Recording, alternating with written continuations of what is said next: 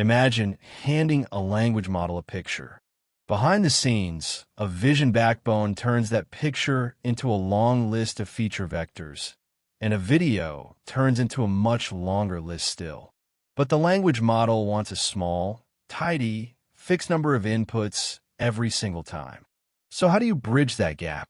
DeepMind's Flamingo answered it with a neat little module called the Perceiver Resampler, and today we're breaking down exactly how it works.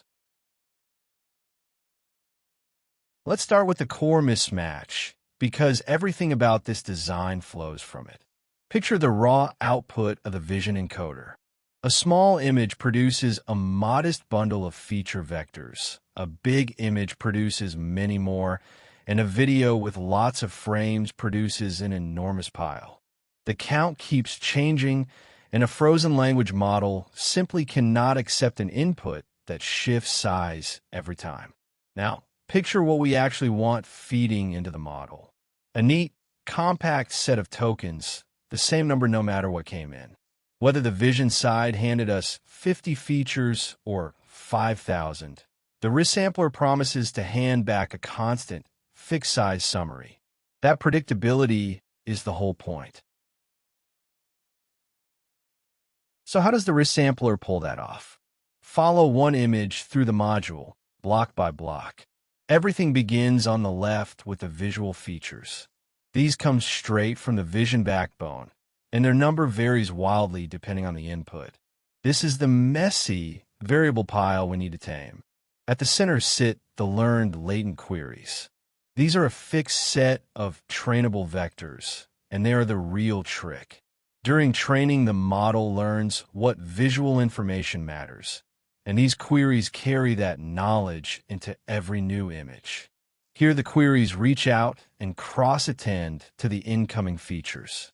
Each latent looks across the whole visual pile and pulls in whatever it finds relevant, the shapes, the objects, the details that matter for language. Because the queries are fixed in number, the output size is decided entirely by them, and never by how much came in. Out the right side come the resampled tokens, a constant count every time. That compact bundle then flows into the frozen language model through gated cross-attention, and the model reads it almost the way it reads words.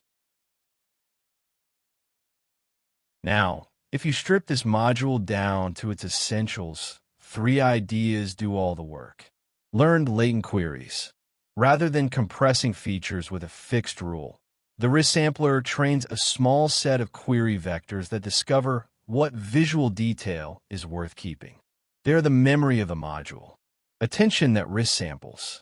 The queries attend across every incoming feature and gather information from the entire visual field at once, so nothing is thrown away blindly. It's a soft, learned summary rather than a crude crop or pool. That cross-attention step is the heart of the module. Constant output size.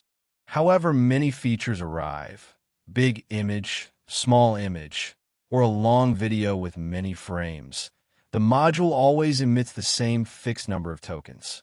That single guarantee is what lets the frozen language model consume vision at all, because it never has to cope with an input that changes shape. All right, let's gather the essentials into 4 clean takeaways.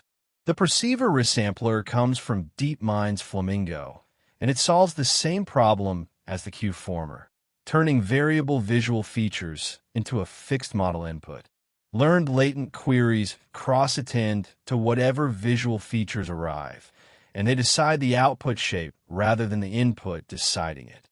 The module always emits a constant number of tokens, which then flow into the frozen language model through gated cross-attention.